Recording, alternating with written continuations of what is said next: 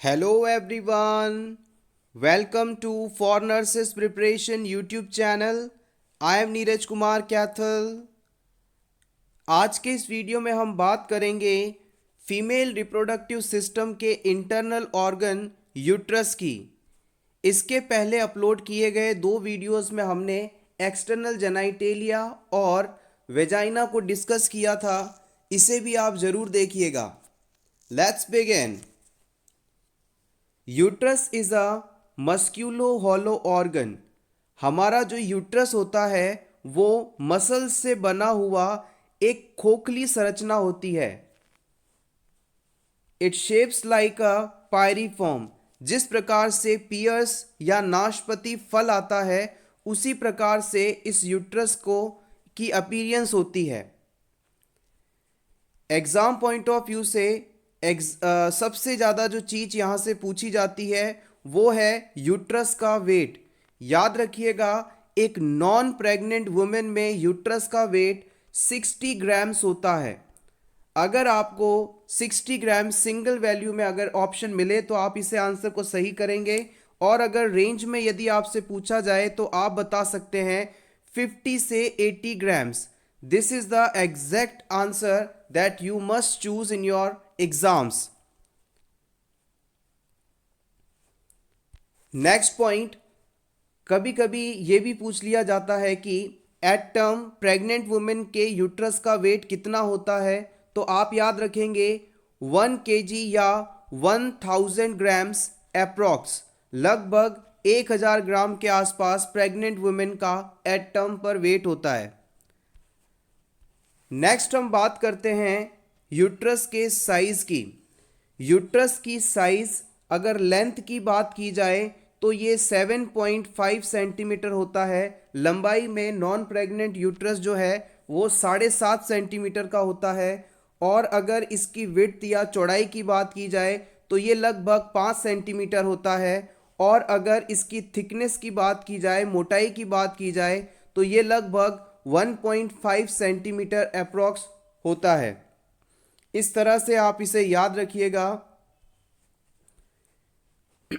Next important point जो कि exam में काफ़ी बार पूछा गया है कि यूट्रस की पोजीशन या यूट्रस की लोकेशन क्या होती है. तो याद रखिएगा, एंटीवर्जन anti flexed. एंटीवर्जन anti flexed.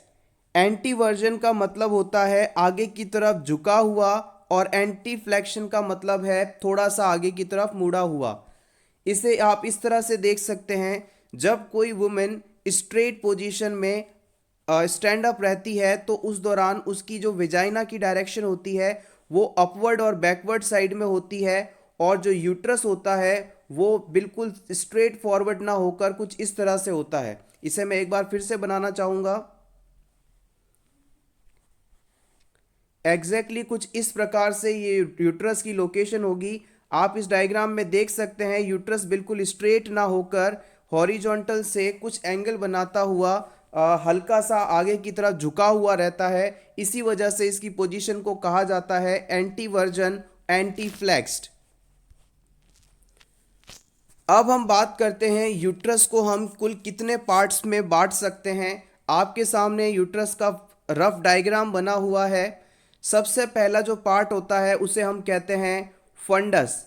Uterus में ये वाला जो भाग आप ऊपर का देख रहे हैं ये हिस्सा फंडस कहलाता है. ये यूट्रस का सबसे वाइडेस्ट पार्ट है, सबसे चौड़ा भाग होता है, और इसकी अगर आप लेंथ की बात करें तो लगभग 1.5 सेंटीमीटर का ये होता है. लगभग 1.5 सेंटीमीटर का ये होता है. नेक्स्ट हम बात करते हैं यूट्रस के सेकंड पार्ट की, जिसे आप बॉडी कहते हैं. यूट्रस का ये वाला हिस्सा जो मैं रेड कलर से ड्रॉ कर रहा हूँ यूट्रस का सेकंड पार्ट कहलाता है. इसे हम बॉडी नाम से जानते हैं, और ये यूट्रस का लॉन्गेस्ट पार्ट है. अगर आपसे पूछा जाए कि which one is the longest part of uterus तो आप बताएंगे बॉडी. इसकी लंबाई करीब 3.5 सेंटीमीटर के आसपास होती है. Approximately 3.5 centimetres in length. It is the longest part of uterus. Third part आता है इसका isthmus part.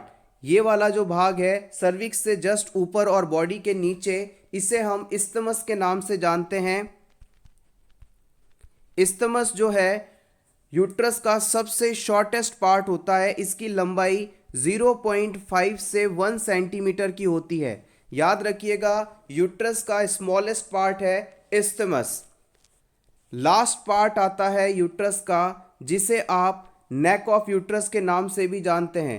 This is also known as neck of uterus. This is cervix. इसे आप यूट्रस की नेक या सर्विक्स के नाम से जानते हैं और इसकी कुल लंबाई 2 से 3 सेंटीमीटर की होती है। यूट्रस में जो यहाँ पर आप स्ट्रक्चर्स देख रहे हैं इसे हम फैलोपियन ट्यूब्स कहते हैं और ये फैलोपियन ट्यूब आगे फिमरे से जुड़ती हैं और फिर आगे इनके ओवरीज लोकेटेड रहती हैं और इस जगह पर आगे आपको वेजाइना फाउंड मिलेगी। अब हम बात करते हैं यूट्रस की जो मेम्ब्रेन है, दीवार है, वो कितनी मेम्ब्रेन लेयर से मिलकर बनी होती है। तो याद रखिएगा यूट्रस के फॉर्मेशन में टोटल 3 इंपॉर्टेंट लेयर्स होती हैं, जिनमें सबसे बाहर वाली जो लेयर है उसे हम पेरीमेट्रियम लेयर के नाम से जानते हैं। कई बार इसे सिरोसा नाम से भी लिखा जाता है। बीच वाली जो लेयर होती है जो कि थिकेस्ट लेयर ऑफ यूट्रस के नाम से जानी जाती है, ये मसल से मिलकर बनी स्ट्रक्चर होती है और डिलीवरी के दौरान जब ऑक्सीटॉक्सिन दिया जाता है तो इन्हीं मसल्स में कॉन्ट्रैक्शन की वजह से बच्चा डिलीवर हो पाता है। इस मिडिल मस्क्यूलर थिकेस्ट लेयर को हम मायोमेट्रियम के नाम से जानते हैं। सबसे अंदर वाली जो लेयर होती है उसे हम एंडोमेट्रियम के नाम से जानते हैं और इसका निर्माण 2 लेयर्स से मिलकर होता है। जो सबसे ऊपर वाली बाहर वाली साइड की लेयर होती है इसे हम सुपरफिशियल या फंक्शनल लेयर के नाम से जानते हैं। जब भी मेंस्ट्रुअल ब्लीडिंग होती है तब इसी लेयर का शेड ऑफ होता है। हर बार हम जानते हैं साइकिल जब शुरू होता है तब एंडोमेट्रियम की ग्रोथ होती है और फिर ब्लीडिंग के दौरान इसका शेड ऑफ होता है, तो उस दौरान यही लेयर है सुपरफिशियल या फंक्शनल लेयर जिसका लॉस होता है। इस सुपरफिशियल लेयर के नीचे होती है बेसल लेयर जिसे आप लैमिना प्रोपिया के नाम से भी जानते हैं, लैमिना प्रोपिया। इसके अलावा एग्जाम में ये चीज़ कई बार पूछी गई है कि प्रेगनेंसी के दौरान एंडोमेट्रियम को किस नाम से जाना जाता है। तो याद रखेंगे प्रेगनेंसी के दौरान एंडोमेट्रियम जो है डेसिडुआ के नाम से जानी जाती है। आप चाहें तो स्क्रीनशॉट ले सकते हैं आपके रिवीजन के लिए। नेक्स्ट इंपॉर्टेंट पॉइंट है यूट्रस में कि यूट्रस में कौन कौन से लिगामेंट्स पाए जाते हैं।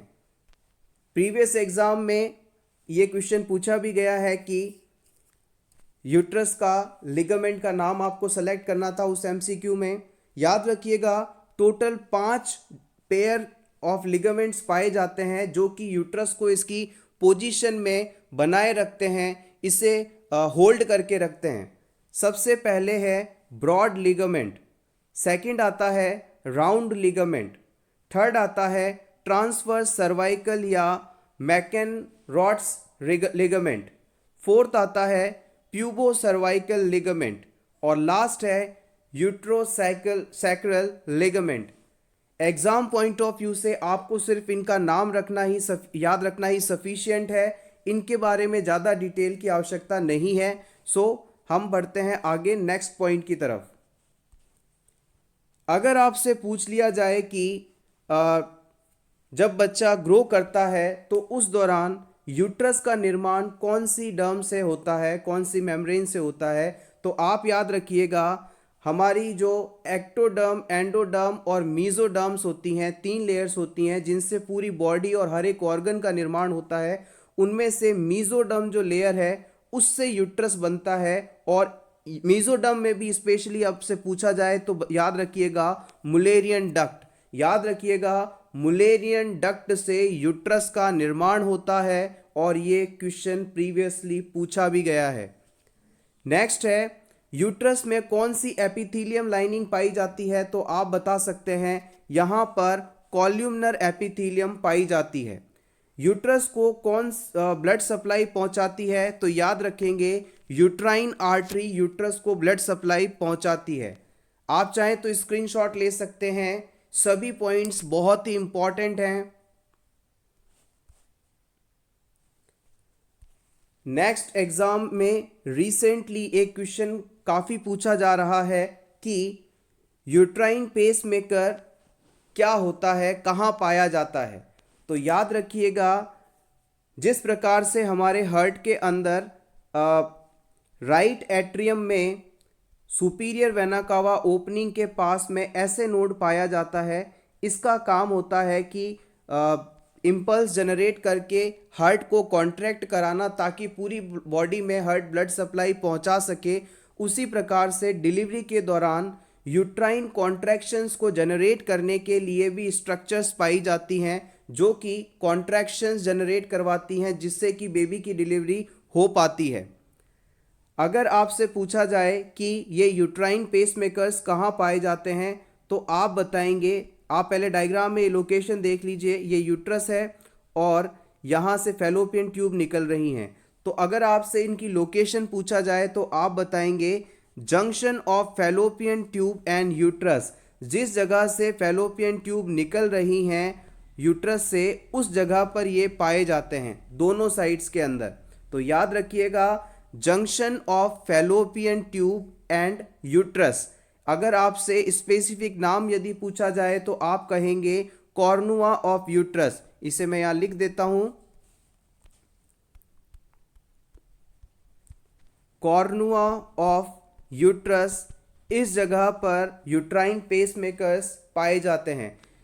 यूट्राइन कॉर्नुआ कह दीजिए या कॉर्नुआ ऑफ यूट्रस कह दीजिए, इन लोकेशन पर यूट्राइन पेसमेकर्स पाए जाते हैं। They initiate uterine contractions during the labour. इनका काम होता है यूट्राइन कॉन्ट्रैक्शंस को स्टार्ट करना। सो एवरीवन, ये था हमारा आज का वीडियो जिसमें हमने यूट्रस में जो जो इम्पोर्टेंट पॉइंट्स हैं उन्हें कवर करने की कोशिश की है। होपफुली आपको आज का वीडियो अच्छा लगा होगा, हेल्पफुल लगा होगा।